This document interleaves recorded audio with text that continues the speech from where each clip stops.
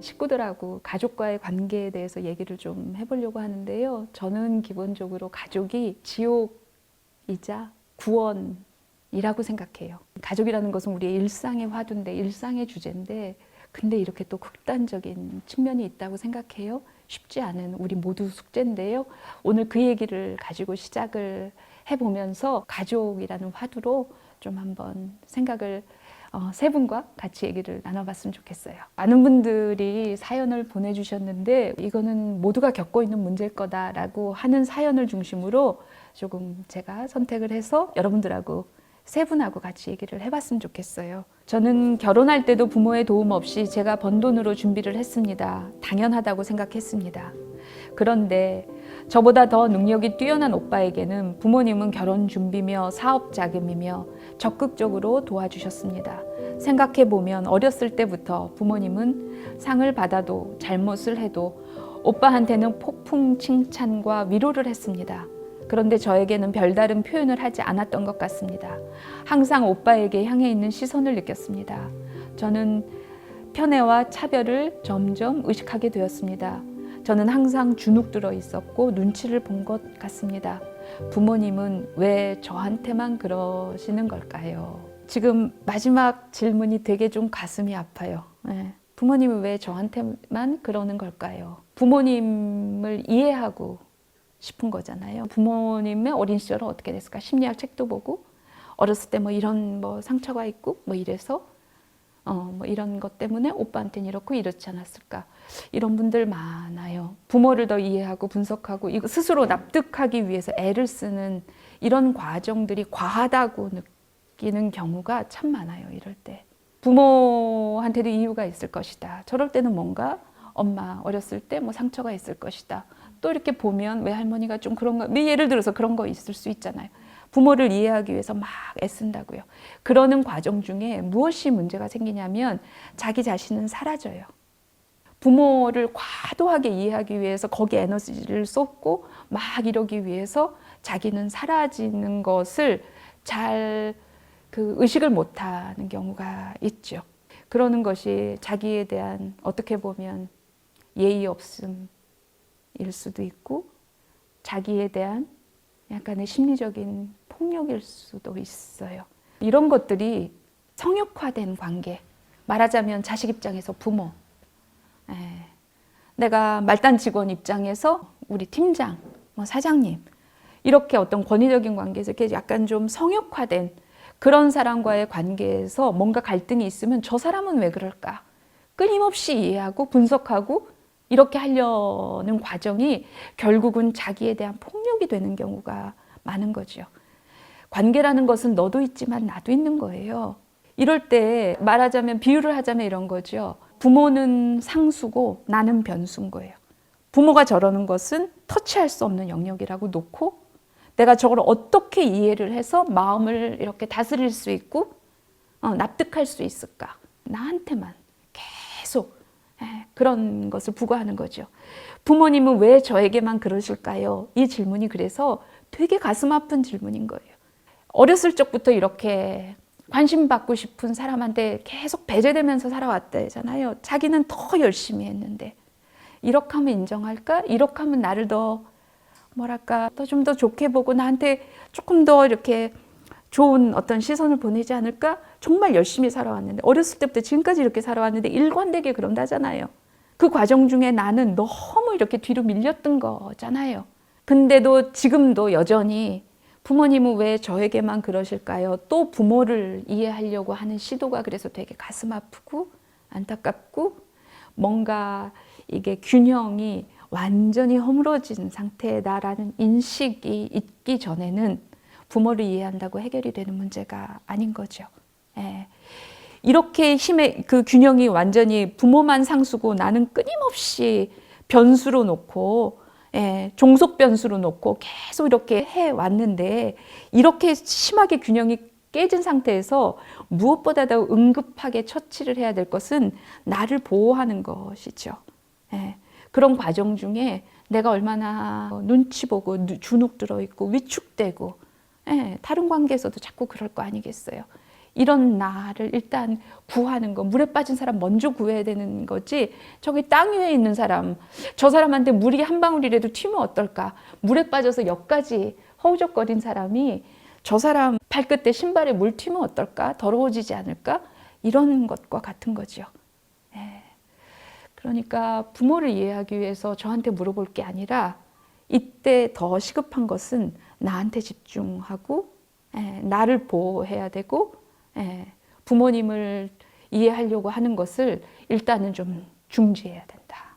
그 얘기를 먼저 좀 여러분들한테 드려야 될 것 같아요. 자식이 부모한테 경험이 하나도 없어서 막 실수투성이인 것 같은 사람이 아주 이렇게 노련한 상사한테, 의사결정권자한테 갖는, 제가 아까 성역화된 관계라 그랬는데, 이런 관계에서는 이런 마음을 먹기가 쉽지가 않아요.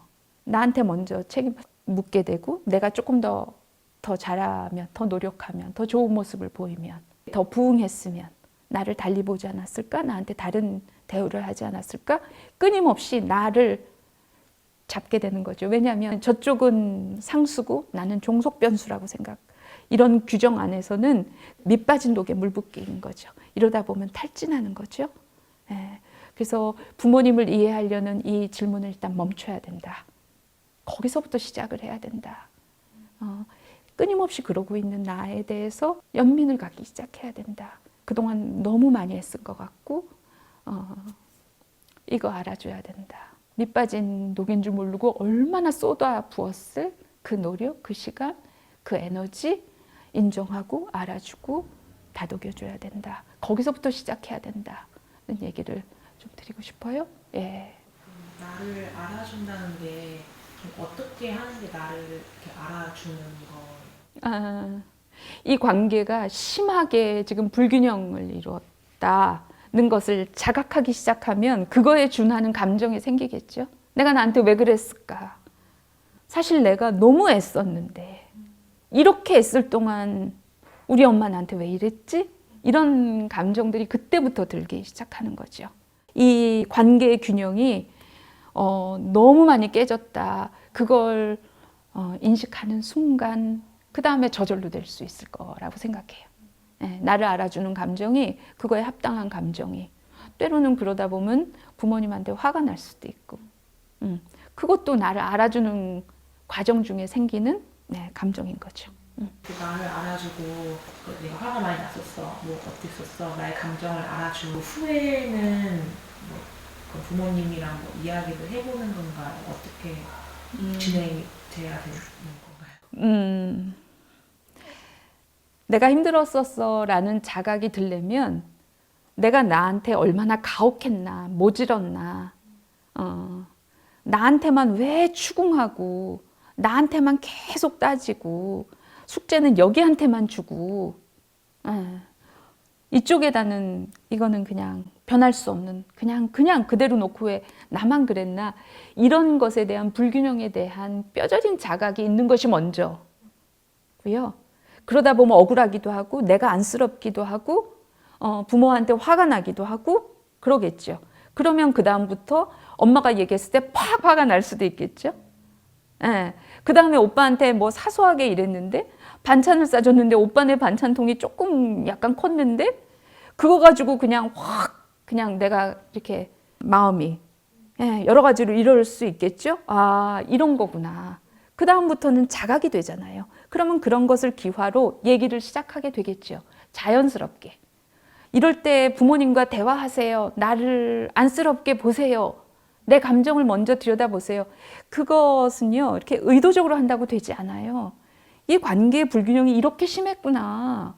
내가 나만 잡았구나. 나만 종속 변수로 생각했구나. 나만 너무 애썼구나. 이 관계의 어떤 불균형? 이것에 대해서 뚜렷이 인식이 되면 그 다음엔 저절로 돼요. 그러지 않겠어요? 근데 궁금한 게 그렇게 해서 이제 예를 들어서 아까 말씀하셨듯이 도시락 알았는데 오빠네가 더 뭐 크다 해서 왜 오빠네가 더 커? 나도 이제 얘기해야지 하고 자연스럽게 얘기를 했는데 부모님이 엄마가 오빠는 뭐 이래서 그렇지라든지 아니면 좀 내가 상처받을 이야기를 한다든지 또 할 수 있죠. 네, 뭐 엄마 변하지 않는. 않을 수 있으니까 그렇죠. 변하지 않았겠죠. 네, 얘기를 해도 그렇게 상처를 받을까봐 조금 겁이 나거나 네. 그렇게 됐을 경우에 네. 더 상처를 받아서 내가 괜히 이렇게 얘기를 했나 하고 후회는 하진 않을지. 그래요. 예를 들어서 그런 기본적인 개념이 없이 관계가 이렇게 균형이 이렇게 깨졌었구나. 내가 이렇게 하는 것이 나에 대한 심리적인 폭력이었구나. 이런 것에 대한 자각이 분명하게 없으면 얘기를 했다 또 상처받을까봐 못하기도 하고요. 네, 그렇게 되죠. 근데 그런 자각이 분명히 있으면 상처받을 것이 뻔한 상황인데도 통제가 안 되는 거죠. 네. 그전에는 그런 기본적인 그 전제가 없으니까 내가 조금 더 잘하고 내가 이런 것 가지고 뭐 이거 반찬 이런 거 가지고 하면 내가 좀 너무 유치한 거 아닌가? 이게 너무 예민한 거 아닌가? 내가 지금 이 나이에 이런 거 가지고 화를 내야 돼? 이런 정도의 생각으로 눌러버리게 돼요. 별거 사실 아니죠. 근데 개념이 분명히 생기면 관계에 대한 개념이 분명히 생기면 이게 반찬통의 문제가 아니야. 반찬통 크기의 문제가 아니라 항상 이랬어. 더한 일도 있었어. 이런 일이 계속 반복적으로 일어나고 있었어. 지금 그런 얘기라는 개념이 분명히 정해지면 잘 안 참아져요. 엄마가 달라지지 않을 거 뻔히 알고 그러면 또 나를 공격할 거 뻔히 안아도 나한테 개념이 분명해지면 안 참아지지요. 이렇게 얘기하면 좀 너무 치사하다 이런 마음이 들어도 울컥하고 확 나오게 되지요. 그럼 엄마가 똑같이 반응하겠죠? 그런 거 가지고 너 왜 그러냐 지금. 너 나이가 몇인데 지금 이거 가지고 이러냐? 너 왜 그러냐?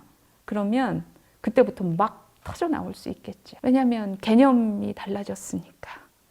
내가 지금까지 엄마와 나 사이에 어떤 관계에 대해서 개념이 달라졌으니까. 어떤 테마가 생겼으니까. 엄마랑 나랑 지금까지 이렇게 살았고 이래서 내가 이런 마음이 들었고 이게 유치한 듯 보이지만 나는 굉장히 근본적인 얘기를 하고 있는 것이고 이런 테마가 딱 나한테 이렇게 개념적으로 안착이 돼 있으면 그때부터 와르르 나오게 되죠. 그러면 그때부터 엄마도 당황스럽겠지만 그리고 그 자리에서는 대화가 잘 안 될 수도 있지만 그리고 휙 집에 와버렸을 수도 있지만 그 다음부터 도대체 그게 무슨 소리냐. 왜 갑자기 너 평생 그런 말 안 하던 애가 이게 무슨 소리냐. 그때부터 대화가 시작이 되겠죠. 예. 그러면 그렇게 감정이 나와도 다 이렇게 뭐 화를 내거나 그냥 나의 할 말을 다 하는 게 맞다는. 그래야 아까 부모님 왜 저에게만 그러실까요? 본인 마음속에서 이렇게 상황을 분석하고 그걸 이해하려고 분석하는 것 이렇게 해서는 일생 끝이 안 나요. 근데 우리는 이런 것들이 상대방을 이해하기 위해서 책을 보기도 하고 그렇기도 하지만 사실 이런 상황에 비추어 보면 이거는 어떤 문제를 약간 회피하는 어떤 상황이나 이런 것을 직면하지 않고 자꾸 머릿속으로 관념적으로 생각을 바꿔서 뭔가를 해결하려고 하는 회피하는 거죠. 그래서 뭐 감정을 뭐 폭발하는 게 낫냐, 제대로 얘기하는 게 낫냐, 뭐 내 감정을 표출하는 게 낫냐, 이때는 조금 어른스럽게 좀 눌러야 하는 게 맞냐, 이런 류의 얘기가 아니고, 문제가 있으면 문제를 직면을 해야 그 다음부터 그 문제를 풀 수 있잖아요. 근데 그 문제를 풀기 위한 방법을 머릿속으로 분석하고 상황을 이해하려고 일방적으로 한쪽에서만 계속 애를 쓰고 있어서는 문제 해결이 되지 않는다. 상황을 직면해야 너하고 나와의 문제인데 너와 나가 문제의식을 같이 공유해야 그때부터 문제 해결이 시작이 되는데 나 혼자 머릿속에서 그런 지적인 분석으로 이게 끝나지 않는다. 그런 얘기인 거죠. 네. 혹시 관련해서 궁금한 거 있으세요? 질문 있으면 받을게요. 저는 오빠가 저 너무나 탁월한 아들이었었고 상대적으로 저는 오빠에 비해서 못하는 게 너무 많은 아이여가지고 항상 어릴 때부터 그 비교당하는 지금은 아니지만 그 비교당했던 게 너무 저한테는 어릴 때 큰 결핍감이어서 커서는 괜찮아진 것 같으면서도 지금도 가끔씩 그게 막 그 허전하고 서러운 느낌이 한 번씩 울컥울컥 올라올 때가 있어서 이게 완전하게 치유가 되는 게 아닌가라는 생각이 드는 것 같아요. 그래서 오히려 그 부모님이 잘난 오빠하고 저를 비교했던 거 때문에 사회생활 할 적에 더 일을 많이 하고 더 공부를 열심히 하고 했던 그러니까 좀 아까 말씀하신 그 열등감에 대한 부분을 너무 어릴 때부터 형제랑 이렇게 비교당하면서 생기다 보니까 이게 뿌리부터 이렇게 아직까지도 계속 좀 침침하게 남아있는 부분에서 계속 그런 얘기를 듣게 되는 부분이 있는데 또 지금 부모님이 그걸 기억 못하세요. 내가 언제 그러니? 라고 얘기를 하시면 그냥 에휴 이제 늙으셨는데 뭘 더 말해 하고 이렇게 닫아버리는데 그게 해결되는 게 아니라 그냥 여전히 그 침침한 느낌이 남아있는 상태에서 이렇게 하소연할 때가 이제 없어져 버리는 그런 경우 있어요. 부모한테 인정받고 칭찬받고 그리고 잘 나가서 칭찬받고 그런 자식이 있고 늘 비교당하면서 이렇게 구박당하고 인정도 제대로 못 받고 부모 관심도 잘 못 받고 그런데 부모가 나중에 이제 연로해서 이제 뭐 병에 걸리시거나 조금 그런 상태가 되면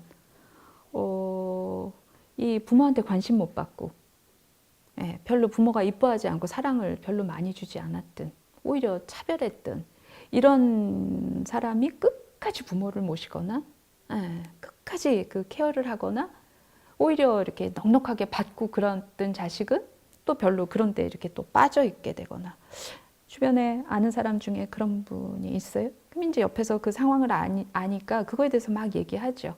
아이고 뭐 어렸을 때 속색이고 좀 못나고 그렇다 그랬는데 마지막에 효자다. 그리고 뭐 첫째는 저 잘나서 맨날 그러더니 이기적이다.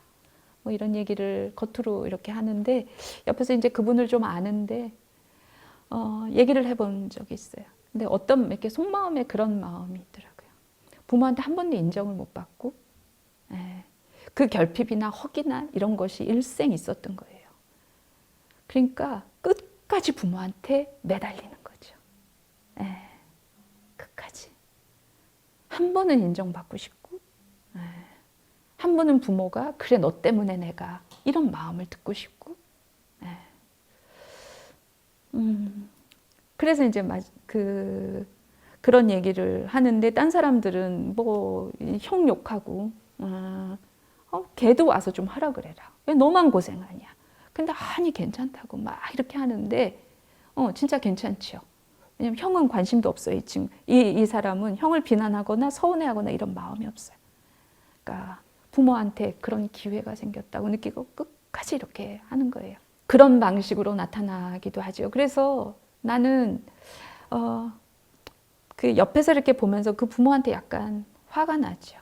어렸을 때는 인정 안 하고 그래서 이렇게 마음에 상처를 주더니 저게 다 나이가 들었는데도 끝까지 부모한테 그것 때문에 그 결핍 때문에 매달려서 또 그렇게 하게 한다. 부모 나쁘다. 약간 옆에서 제3자 입장에서는 그 속마음을 아니까 이제 그런 마음도 들어요.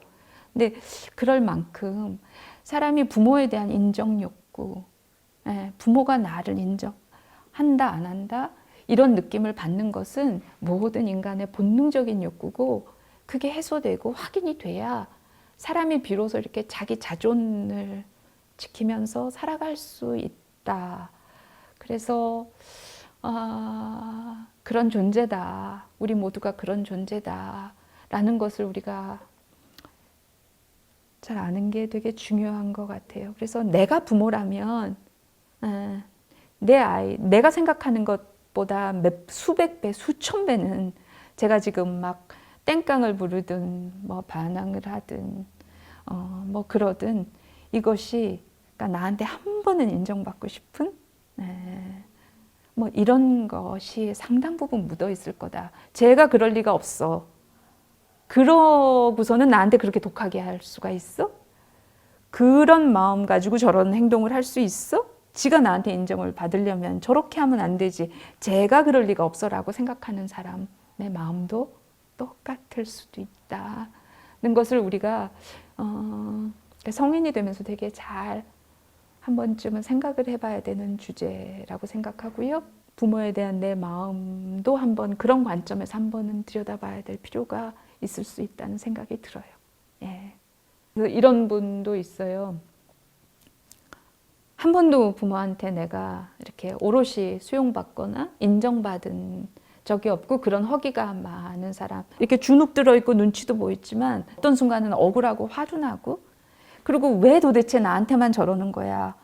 엄마 아빠가 어떤 이유가 있든 없든 너한테 그래서 정말 미안하다. 이런 얘기 한 번이라도 엄마 아빠가 나한테 인정을 했으면 그러면 내가 좀 속이 풀릴 것 같다.